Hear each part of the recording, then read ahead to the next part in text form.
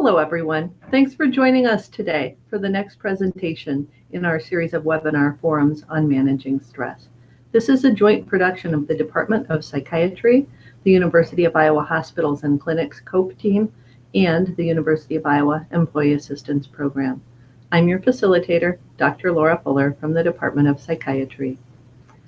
I have important information to share about this program. This webinar is provided for educational and informational purposes only and does not constitute providing medical advice or professional services. If you think you may have a medical emergency, call 911 or go to your nearest emergency room immediately. No provider-patient relationship is created by this webinar or its use. Neither the University of Iowa nor its employees nor any contributor to this webinar makes any representations or warranties, express or implied, with respect to the information provided herein or to its use. I am definitely excited today that you've joined us. I'm excited about our topic. If you're watching the live stream version of this program, there will be time for a limited number of questions at the end of the presentation. Please use the chat function to submit questions. A recording of this webinar and further resources will be available on the Loop on the hospital website. Our presenter today is Dr. Jody Jones from the Department of Surgery. Dr. Jones is a clinical associate professor who specializes in health psychology and works extensively with the transplant service. The topic for today is the COVID-19 identity crisis, coping with changing roles at work and at home. During her presentation, Dr. Jones will talk about losing and finding ourselves during this time of ever-evolving roles for most of us during the pandemic. Here to tell you more without further ado is Dr. Jones. Thank you, Laura. And thank you to all of you who are watching this presentation today. I don't think there's anyone in our communities who's not been affected by the COVID pandemic in some form or fashion, whether you are still able to work or if you're primarily based at home. The reason that I kind of conceptualize this as an identity crisis is based on a very personal experience that I had when it all began. It was hard to believe when we started seeing the news reports of things going on in Asia that we were going to find ourselves in such a profound shutdown in our own society. And I know for me, it felt like it just ultimately happened overnight. Being part of our transplant team, we have not stopped seeing patients and bringing them in for needed surgeries and for some evaluations. So all along, I have been able to continue seeing some patients, but definitely my client load was reduced drastically. In an effort to help the hospital and feel like I was making better use of my time, I decided to volunteer as a screener for the employees who come in every day. This means that I was asking the questions about whether anybody had experienced any new symptoms, COVID-related that is. And then at some point we started getting people's temperatures to ensure that nobody was coming in with a fever. So a couple of our entrances had scanners that were able to detect people's temperatures that way, but at all the other entrances in the beginning, we were manually taking people's temperatures. So that was a very new role and experience for me. I went from being a psychologist who sits and just talks to people to really getting into their personal space, asking questions about their health, and then touching them when I was running this thermometer across their foreheads. It was a good experience in so many ways, but I did notice that after the first couple of weeks, I was starting to feel a little out of sorts. And it didn't take much reflection for me to realize that part of what was going on was just that I wasn't sure who I was anymore. My identity is very much tied up in being a psychologist. It's a career that I have loved and found so enriching over the years. And to not feel connected with people in that way left me feeling a little bit adrift. It was almost as if I had just, gotten up one day and started introducing myself by a different name. I just felt very strange, a stranger in a strange land. I was working with new and different people, not seeing my transplant colleagues nearly as much as I had been before. There were just different expectations for the job. My schedule had completely changed. So it really was kind of turning everything upside down. Now, I do not mean to imply that all of that was bad. I met wonderful people through this experience, and people that I hope that I'll be able to maintain friendly relationships with over time. So, change, we don't have to necessarily define as it being good or bad, but all change can be fairly stressful on a person. And so that was, I think, the experience that I had. For people who have been in the workplace, your roles probably have changed a great deal. We have essential workers, people like me who are so fortunate to still be able to have a paycheck and have the benefits of having a job. But there's a pressure related to that, in that we don't always know what we're being exposed to. And we have the connected fears of maybe bringing things home and hurting other people. And so there's that kind of stress associated with still being able to work. For those who are able to work from home, that's wonderful. It's a great option. But sometimes there are other people in the household who are also either trying to do schoolwork or work themselves. And so that can mean juggling a lot of different aspects of your life. Suddenly you are this homebound person as well as trying to maintain your work persona, and that can be quite challenging. And then, of course, there are the folks who have unfortunately lost their jobs, and the distress of not knowing how things are going to get paid for, what's going to happen in the future, I can only imagine. I do think it's important for us, no matter what our station in life is to not look too skeptically at anybody else in another situation. It can lead to feeling like some people are unfairly better off than others. And the truth is that everybody's enduring challenges right now. And hopefully we can find ways of pulling together and finding our connected places to help each other overcome and move through this. Now, if you're someone who is not necessarily out in the workplace, but you have your own job duties related to the home. You may be a homemaker, a stay-at-home parent. You may be a caregiver for a family member or elderly person. That's really challenging too, especially because sometimes people who've been in the workplace or at school are now invading your workspace, the house. So we've all, I think, in our personal lives taken on a lot of different roles. Sanitation engineer comes to mind. I know for myself, I've always cleaned my house, done my laundry, but suddenly I am trying to learn all kinds of new strategies for disinfecting and making sure I'm getting my clothes as clean as they can be in hot water and that kind of thing. I know that a lot of parents are learning how to become teachers, and that carries its own set of challenges for sure. But also we're doing other things like cutting each other's hair, cutting our own hair. I know I've been hacking at mine for a while. My hairstylist may not be pleased with me when she finally sees me back again. Just so many things that we have sort of taken for granted in our lives or sort of dependent on other people to take care of for us are now in our laps, and we're trying to handle those. I think for a lot of people, I know certainly for me in the beginning, I had this sort of adrenaline surge when this all began, and it was very energizing and powerful.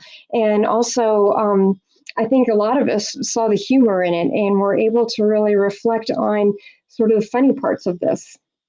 I wanted to include this meme.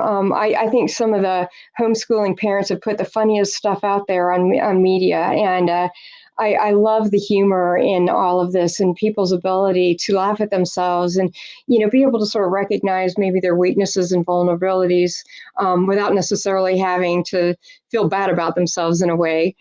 But basically, what I think we all saw, and especially when we were connecting through all of this humor, is that there was a sense of togetherness in this. And it's a buoyant sort of feeling when, we all feel like we're, trying to approach a challenge. And even though we're all challenged in different ways, we're experiencing it similarly.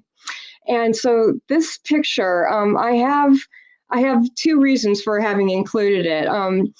Number one, can we just acknowledge that clowns are super creepy? I'm sorry, you don't have to be in a Stephen King novel to be a really frightening little clown. The person wearing the clown mask in this picture is my little sister, Julie. I am the one wearing the princess mask. I apologize that the resolution isn't awesome. The picture was taken, I think, around 1973 or 4. But the reason that I wanted to include this is because of something that I know about the picture that most people don't know, but now you will. Behind that little princess smiley mask, I was sticking my tongue out. My dad was the one taking our picture, and I have no idea what had happened between the two of us before I decided to stick my tongue out. But in my defiant little head, I figured that was a fairly low stakes way of being able to share a little bit of my rebellion and my displeasure with whatever it was that had just happened. I see this picture and this experience as being sort of a metaphor of what we are experiencing in life right now, which is that, I think in a lot of ways we're trying to present maybe a very cheerful, resilient demeanor to others. And then at the same time, we're kind of sticking our tongues out at the world. We're frustrated, we're tired, we're annoyed. And, it can be kind of a strange feeling to have these sort of disparate feelings within, to have what feel like maybe warring emotions inside.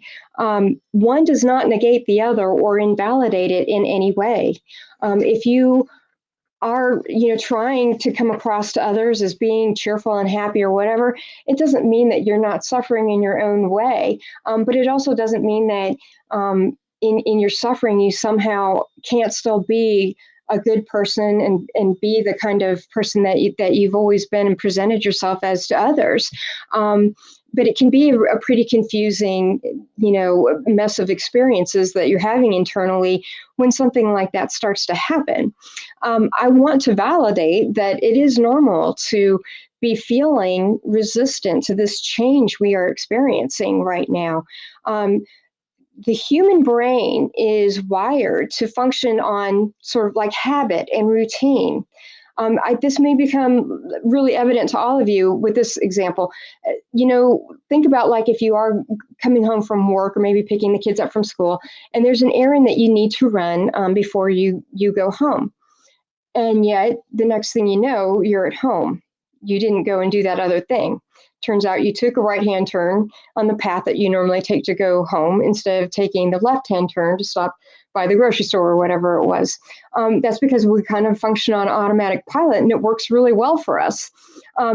We don't need to be investing a lot of brain power in activities that really don't require that much attention most of the time. So, for all of us, we had been, kind of blithely going along with our lives, doing the things we have to do at home or going to work. And those patterns were familiar to us. Now, in every aspect of life, we're having to use a lot more brain energy. If you are someone who is luckily still able to work, it's quite probable that you are having to use a lot of PPE and maybe new technologies and things like that as you interact with other people. It's something you have to be mindful of all the time. At home, there are so many details that you have to think about in everything that you do that would just not something that would ever occur to you before.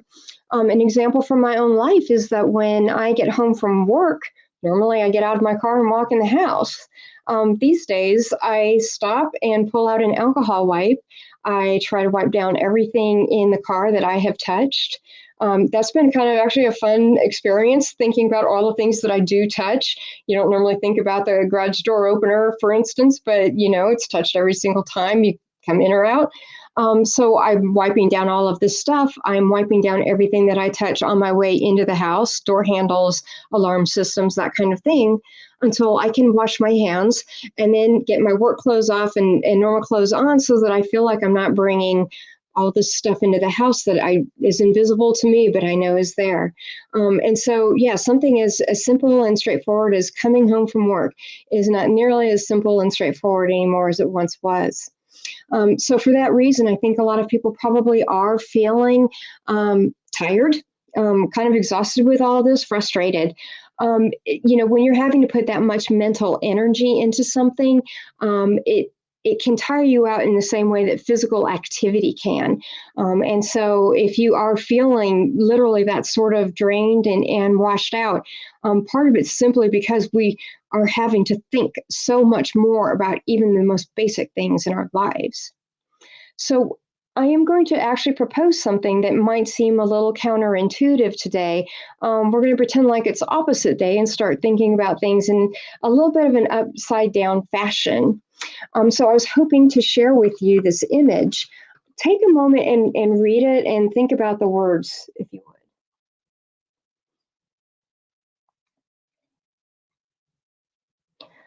I screamed at God for the starving child until I saw the starving child was God screaming at me.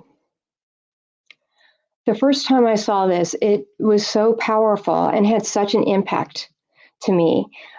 You don't have to be a religious person. I myself am not, but no matter what perspective you come from, think about how profound this message really is. Let us couch it in current everyday terms. You're frustrated, you're screaming up at the skies, at the universe. Why was COVID-19 unleashed upon us? Not only has it wrought death and pain and suffering, but I personally am so uncomfortable. I am so inconvenienced. I miss my life. Why is this happening? And then the second part of that message, which is, what is COVID-19 down here doing to focus me on the things that do make me uncomfortable? Maybe there's something to be gained here.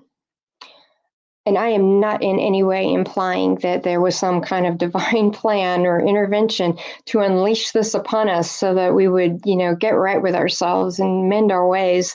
But given the fact that it has happened, how can we be our most adaptive selves and do what we can to improve our situations and look hard at it?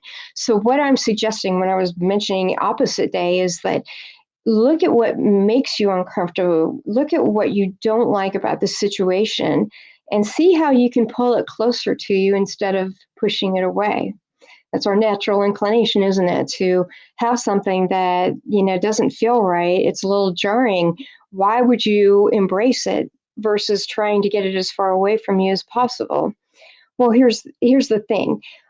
Yes, if we were living out in the wild and it was a poisonous snake, you get it as far away from you as you can. That's not the kind of world we live in anymore. We are creatures that utilize technology and have all of these different life pressures upon us. We can't run away from everything or you wouldn't live a full life. And so what is it that you can do to bring maybe this closer and learn something from it? So think about if you're someone who's feeling pretty frustrated right now because of the isolation, the sense of not being as connected to other people and feeling frustrated with the fact that you can't go out and do some of your social activities. Is there something about being alone that troubles you? Is that part of it? Have you used your social engagement as ways of avoiding maybe dealing with something that's more personal to you that maybe needs some attention right now? And I'm not saying that there's anything wrong with you. It's just sometimes we just sort of take for granted and we keep moving through our lives. So if you've become a little complacent about something, take a look at yourself and see, is there something maybe that I could change or improve that would make me feel better about being alone and feeling fulfilled right now? If you're someone who's feeling overwhelmed, and I know that that's a whole lot of people, think about, what did your life look like before this? Were you already overcommitted and overscheduled? So many people have such a hard time saying no to any new project at work or in our personal lives. If you're asked to be part of a parent-teacher association or something like that, running to committees or running the kids all over the place for a bazillion different sports and band and all of this. Was everybody a little overcommitted already? Is there something that you can take from this moment as you do feel a little overwhelmed? How do I introduce peace into my life? What could I do in the future to move forward and actually feel better and more present in the moment? And I do encourage everybody to take a hard look at themselves and ask, what do I do to nourish myself every single day? Something that feels maybe a little bit indulgent, something that's enjoyable, um, but something that's healthy. I mean, certainly you can have a couple of beers and that helps to relax, and there can be a place for that too. But I'm talking about something that you really do just to take care of yourself, to get some quiet time, whether it's sitting down and reading, if you want to take a bath, I mean, anything. What are you doing for yourself? Because even if you're sitting in a very crowded, overcrowded house right now, it's okay, and everybody needs to understand that each person needs their own individual time, and it's really okay to take that for yourself. That's not being selfish. So I wanted to give you kind of an example, a couple of just simple examples from my own life that might help in terms of understanding a little bit where I'm going with this. One of the things that was just simply inconvenient for me in my life when all of this started was that I just felt like I was too busy all the time, always under a time crunch. And I'm sure a lot of people have that experience. I wasn't really doing a very good job of preparing meals for myself. I had at one point in my life taken my lunch to work on a regular basis, and I had gotten in the habit of just going through the salad bar every day, and all of a sudden those offerings weren't available to us at the hospital anymore. We had to be a lot more careful about how food is packaged and that sort of thing.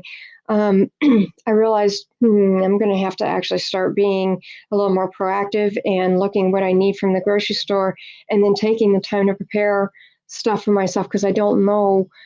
There's not a guarantee that I can get what I need when I need it when I'm there. I found that I absolutely do have the time to do this kind of thing. I've had time to work on some landscaping projects that I know I would have felt like were a burden to me if I were in my normal schedule. But now that everything is sort of slowed down, it's amazing to me how relaxing a job can be. And job meaning something that I'm working at home, which always feels like a pleasure. But, when you're always in this time crunch, even things that could be fulfilling and pleasurable for you can feel more like chores. And so I've noticed that experience, that all these things that I felt like I didn't have enough time for before, I don't know what I was doing with my time, but I think I just was not as present as I should have been in my own life. Another experience that I've had was with literally the practicalities of being at work and wearing these kind of heavy plastic face shields. They're heavy. It's a plastic thing that goes on your head, and it feels like really thick plastic that hangs down in front of us. It creates this interesting separation between you and another person, and it's necessary right now. I'm so grateful that we have these. But we're also wearing masks under them. And so it makes you feel like weirdly closed off when you're hidden behind this thing. And one of the things that I noticed immediately, it was like being Darth Vader.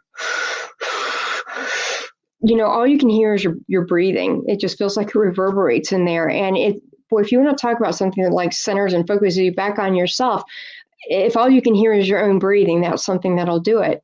I don't know. I found it disturbing.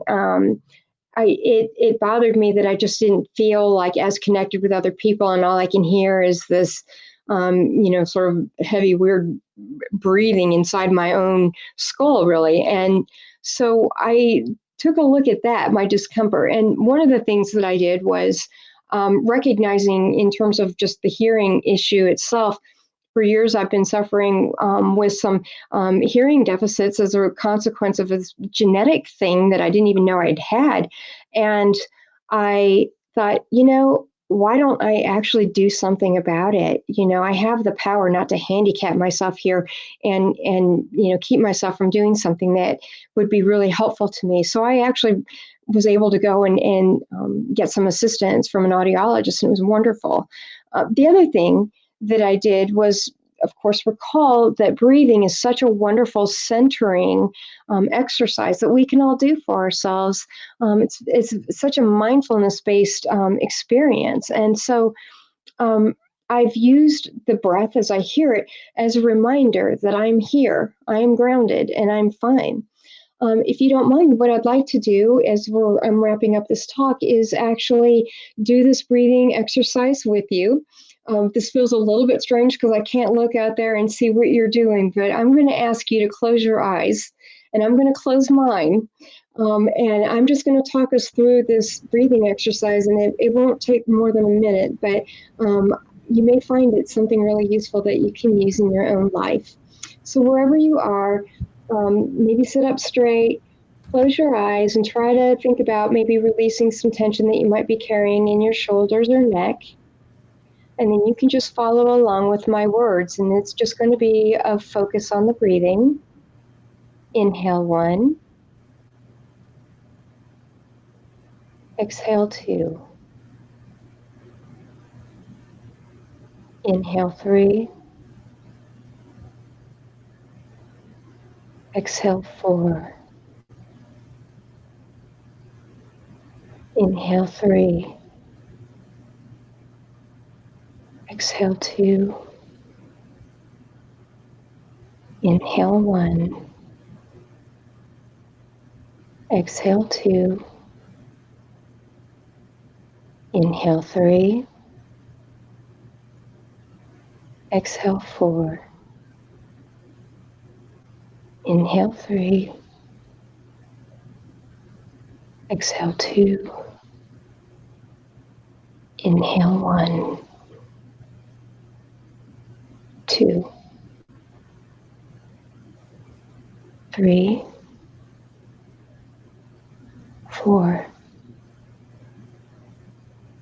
3. 2. 1.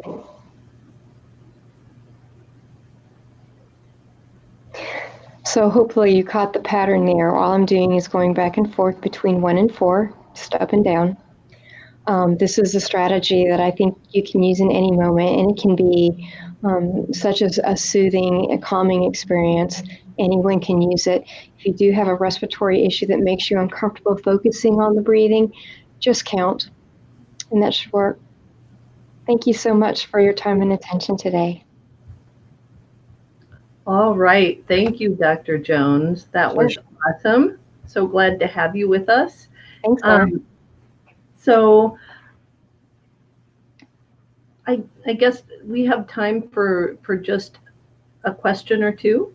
And I want to ask you about the fact that, as we're changing our roles, and a lot of us care deeply about the work that we do, we work hard, we try and do our very best. Do you have any words for people about, like, is this the time when we should be pushing and striving, and or is there maybe something different that we should be focusing on? Yeah, that's a wonderful question, Laura. Thank you. And I'm a little bit of two minds about this, and I think it really kind of depends on what you feel like your emotional resources are. I think for a lot of people, you kind of need to give yourself a bit of a break and just take it easy. Be forgiving of yourself when you really don't feel like you've got the power and energy and the focus to move beyond, what all you're doing maybe. And sometimes all you're doing is just treading water. And I always like to remind people, if you're treading water, your head's still above. You're not drowning. You may not be moving, but you're not underwater. for other people who feel like this has been a reflective opportunity, that they can either see ways in which their jobs could grow in the future, using some of the strategies that we've been employing already to actually make our work better in the future. I'm hoping a lot of our telehealth will actually be maintained. There are ways that you can be thinking about all of this and using it to expand your role. And finding ways of finding that thing that you cherished about your work, and how do I tap back into it? Thinking out of the box and considering how you might be able to push that forward. Wonderful. Thank you. Yeah. I wanted to also acknowledge that, as you were talking to us about what are we pushing away in our lives, what things are we putting off, I thought that was very powerful because we all do it. It wasn't the most comfortable part of what you were talking about, but it really, really rang true. And I think a lot of people who are watching and listening to this are probably thinking about the examples you gave and thinking about, how do I use this time? How can I use this time while things are different, while roles are a little bit in flux? So I guess rather than a question, I wanted to acknowledge that seems very important and seems like something potentially good that may come out of this. Thank you. I do encourage people to consider the ways in which maybe they have become a little complacent in our lives. We do get so kind of caught up in our routines and schedules and things like that we don't really think about what's working for us and not working for us anymore. This may create some changes in relationships for people and things like that. Now, if you're quarantining together, please don't bring up really difficult emotional topics, maybe, when everybody's still all kind of stuck under the same roof and within the same four walls. But, this may actually be an eye-opening experience for some to realize, I think there's something to be done here, and I need to get more in touch with, what hasn't been working for me for a while. So thank you for highlighting that. Thank you. I want to end by saying thanks for talking to us, Dr. Jones, about practical steps that we can all take to respond to the coronavirus. A recording of today's live stream, as well as links to additional resources related to this topic, will be included on the loop later. Next time, we'll be joined by Heidi Schmidt from the University Counseling Service. She will be discussing using your wise mind to accept during COVID-19. Until then, take care. We look forward to seeing you soon. Thank you.